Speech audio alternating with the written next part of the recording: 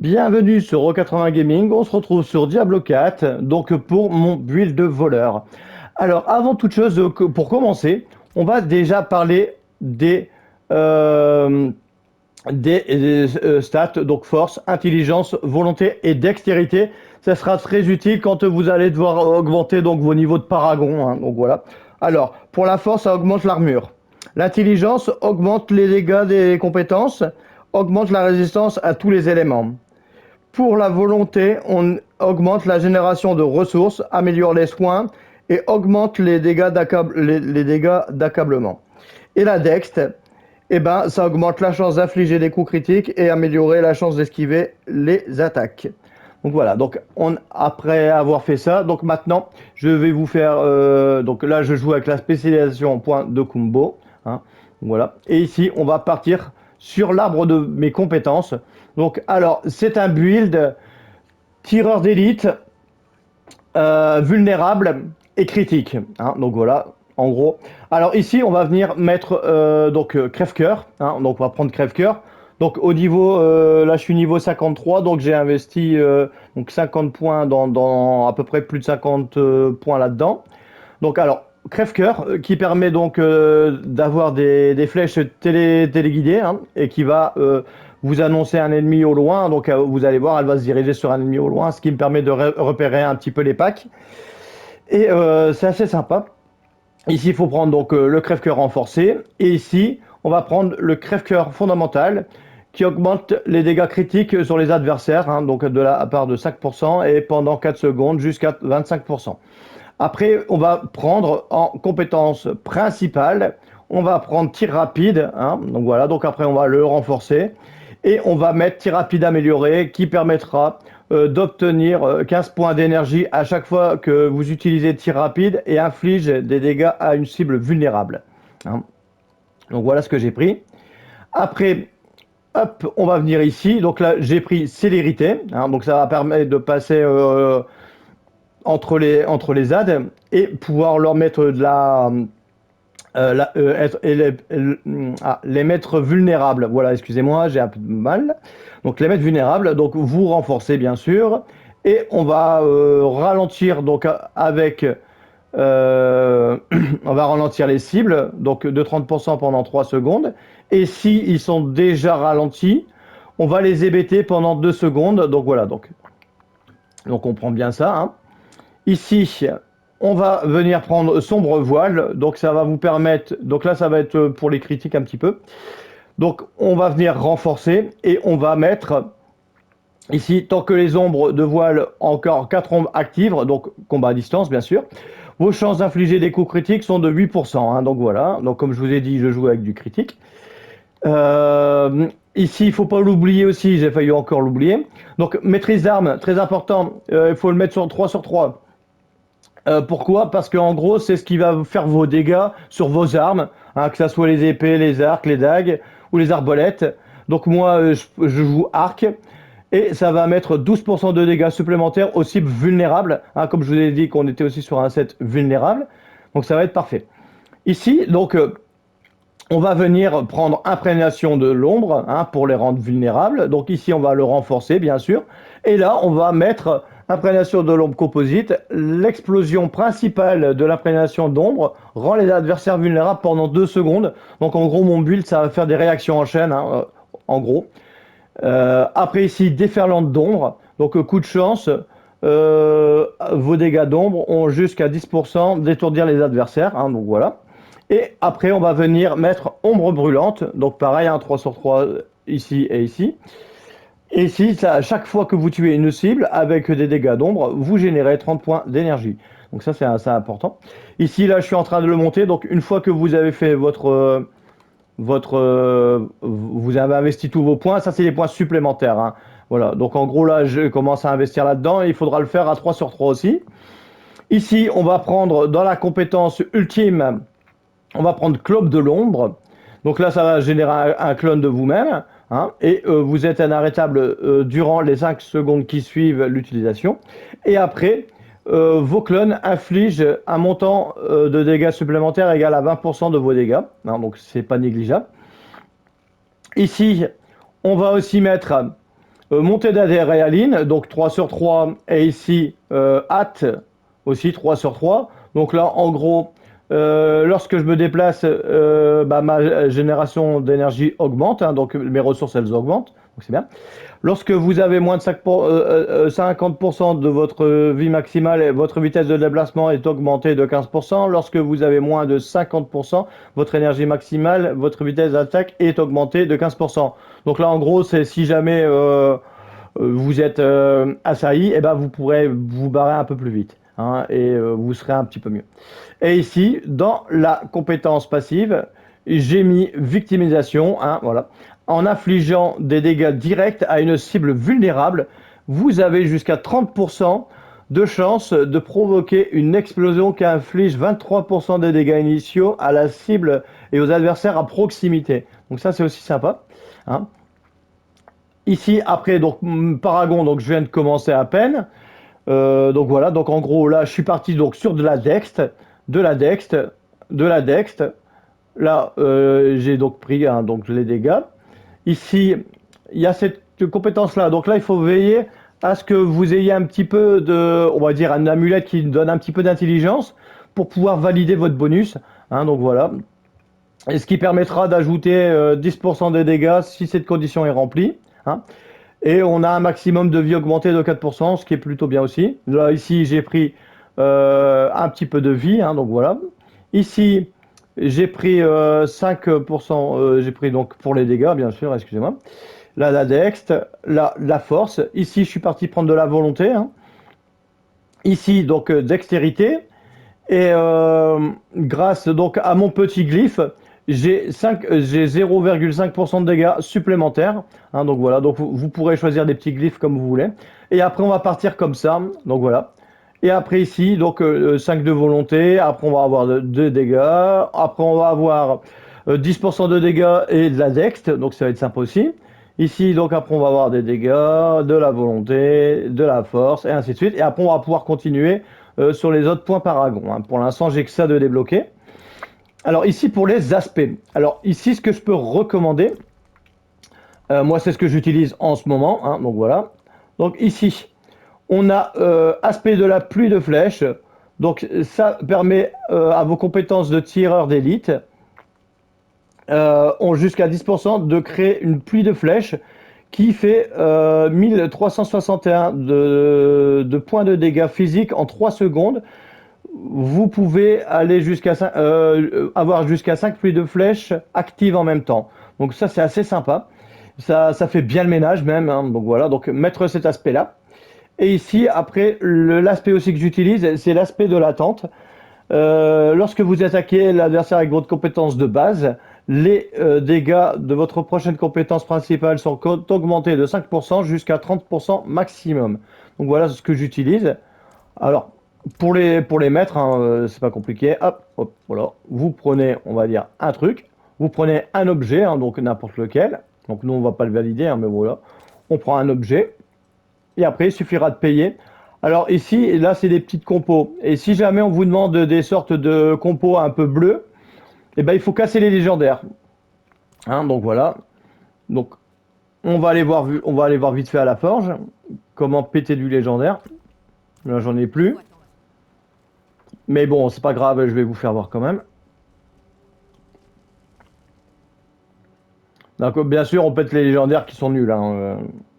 Donc voilà, donc en gros, on va choisir cette petite icône pioche tout en haut. Et vous venez et vous sélectionnez donc votre légendaire et vous venez le casser. Parce que si vous faites tous les objets comme ça, les légendaires ne seront pas cassés, hein. Donc voilà, donc là maintenant, on va aller se choisir une zone de combat. Et on va aller voir un petit peu qu'est-ce que ça donne pour le build et voir un petit peu comment je le joue, hein. Donc, voilà. Alors, on n'a pas une petite grotte dans le coin, pas trop loin. Hop. Allez, hop, on va se faire celui-là. Donc, bien sûr, hein, donc c'est un build de distance qui va jouer sur les coups critiques et rendre les vulnérables les monstres en chaîne, hein. C'est impossible ici. Donc, les corps à corps avec ce build, c'est pas trop conseillé, hein. Donc jamais se faire coincer. C'est vraiment important.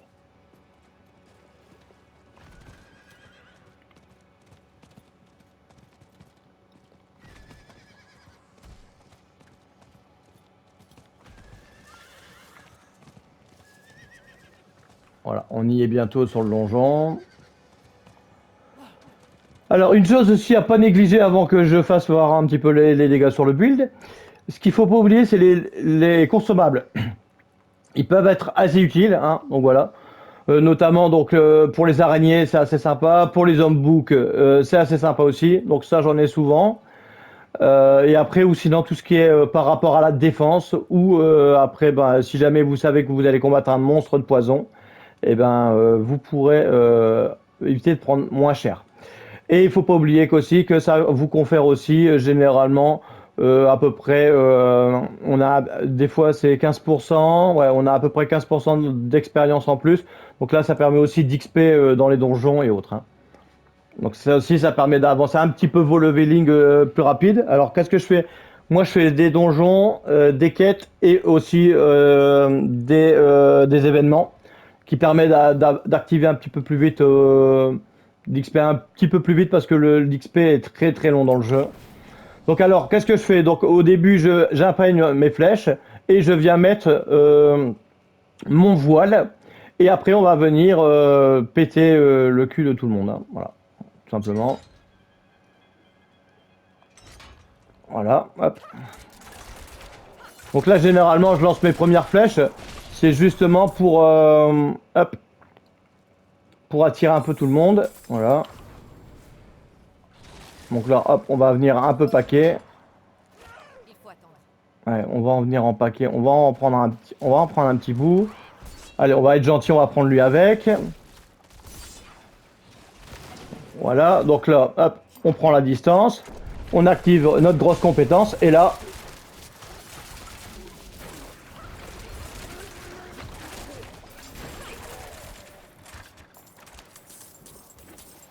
hop, vous avez vu comment on débarrasse un peu le plancher de tout le monde.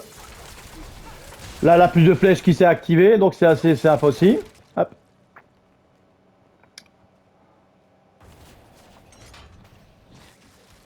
Donc là, les petits aspicots. Allez, hop, on va prendre tout le monde. Bon, lui, il est chiant.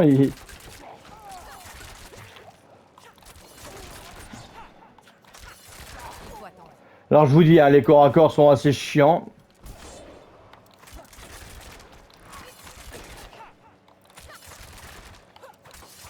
Je ne suis pas encore prête. Et après, c'est bien d'avoir un ennemi plus résistant. Ça vous permet de voir un peu comment je me bats avec les boss, hein. Parce que ça, après, on va considérer que c'est comme une sorte de boss. Donc, en gros, vous traversez la cible à chaque fois que... Vous voyez comment les cibles les explosent.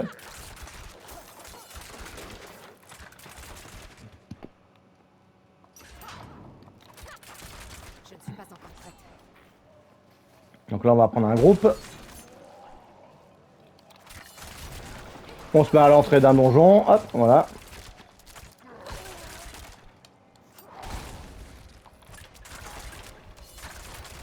Il faut attendre.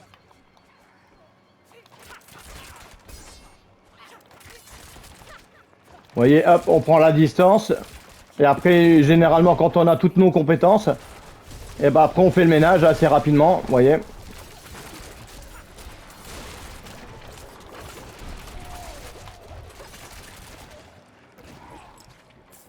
Après, bien sûr, hein, c'est pas un très gros build, mais ça permet de faire de lourds dégâts quand même. Ça fait 54 heures que je joue sur le jeu et ça m'a pas mal dépanné, notamment en solo. Donc là, c'est bien d'avoir des ennemis un peu plus résistants.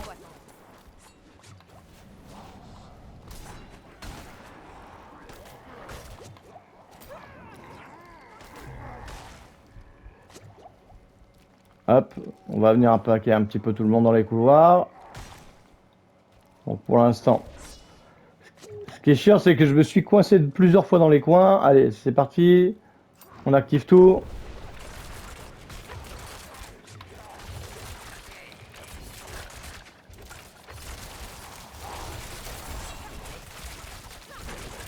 Je n'ai plus d'énergie.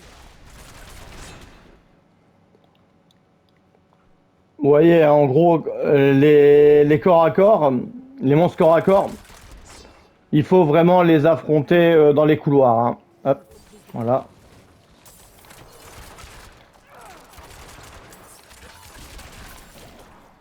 Donc là, c'est bien, on va avoir pas mal de monstres. Je ne suis pas encore prête.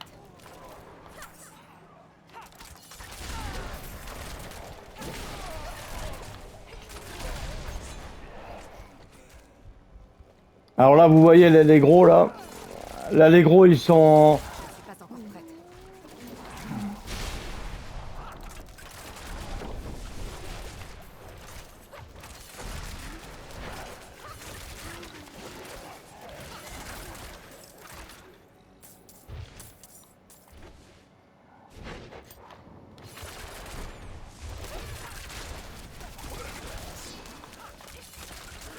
Il faut attendre.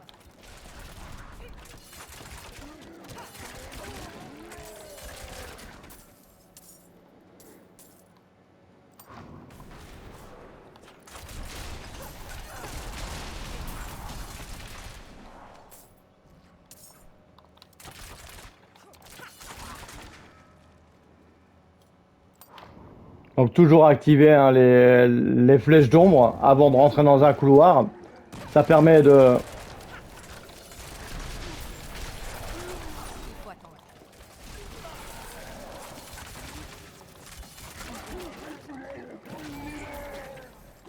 Bon là, je me suis encore bouffé une AE. Je ne suis pas encore prête.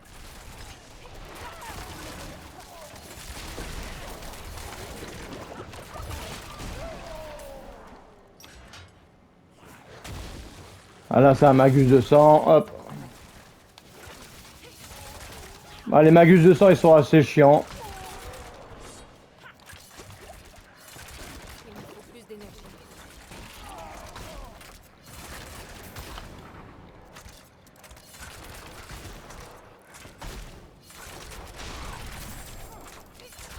Je n'ai plus d'énergie.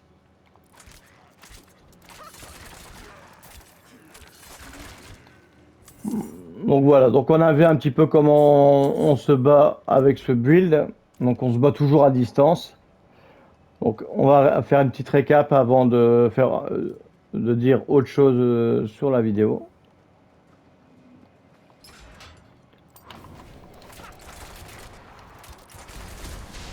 Vous voyez à chaque fois que ça explose là le. Alors là vous voyez là ma compétence de crève-cœur, ça m'a permis de savoir où les ennemis étaient. Je ne suis pas encore prête.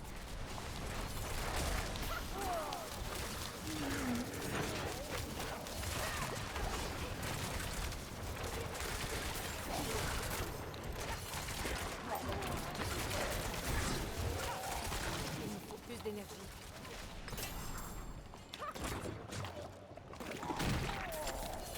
Il faut attendre. Donc en gros, on met les flèches d'ombre, on met les âmes autour de soi, hein, donc voilà, donc petit bouclier.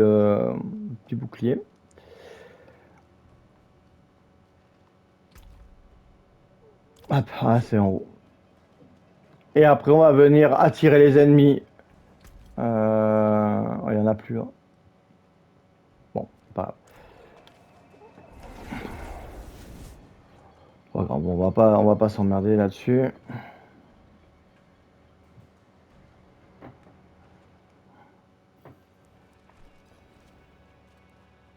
Il faut attendre. Donc alors, donc on met les ombres, on met les monstres, les trucs qui nous entourent, et là on va venir aller chercher un petit peu plein de monstres. Là c'est pour vous faire voir un peu, voilà, ce que ça fait sur un groupe d'ennemis. Il faut attendre.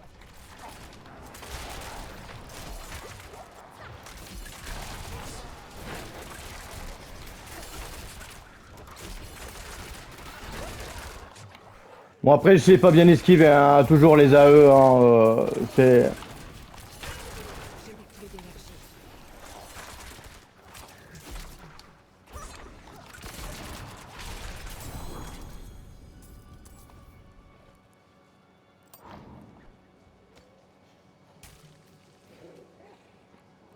Il faut attendre. On va se prendre une petite grotte là. Donc vous avez vu là, en gros l'explosion ça les rend vulnérables et après ça permet de mieux gérer les monstres. Donc alors ici, donc dans les petites caves généralement moi, je me mets au bord. Voilà, je me mets au bord, et j'attire les gens, hein.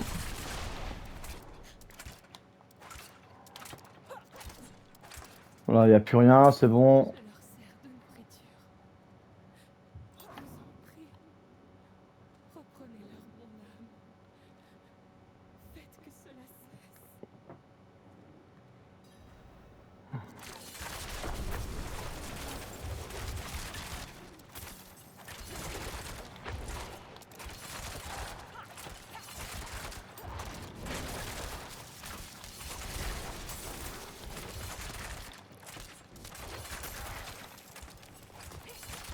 Je n'ai plus beaucoup d'énergie.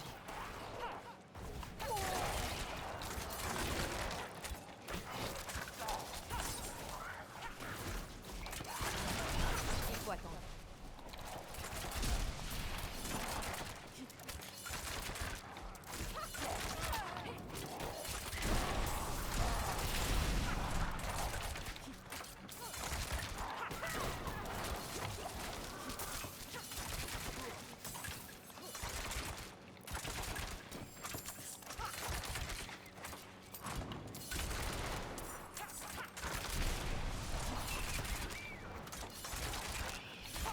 Il faut attendre.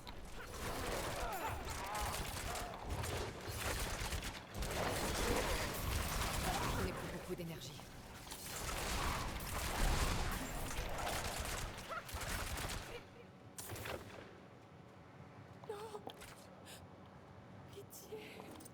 Et comme ça, j'ai pu nettoyer donc la petite cave en toute sécurité, hein. Donc, voilà. Vous voyez, hein, vous vous mettez généralement à chaque fois à une porte et les monstres ils vont venir et ça va vous permettre de faire de lourds dégâts et aussi de vous battre en sécurité, hein. Donc voilà, donc il faut vraiment se battre toujours de loin pour que ce build soit pas désavantagé parce que le désavantage c'est le corps à corps. Si vous êtes pris au corps à corps, bah, il faut vous extraire. Donc en faisant comme ça, moi ce que généralement donc généralement je fais une petite esquive comme ça et si ça passe pas, bah hop, voilà, on passe à travers. Et à chaque fois on imprègne sa technique parce que quand on passe comme ça, on va pouvoir affaiblir les monstres, hein. Donc voilà. Donc j'espère que ça vous aura plu, hein. Donc les explications donc, sur mon build, voir un petit peu en action ce que ça donne. Et puis on va se retrouver pour de nouvelles aventures sur Rocket Running. Et surtout, portez-vous bien.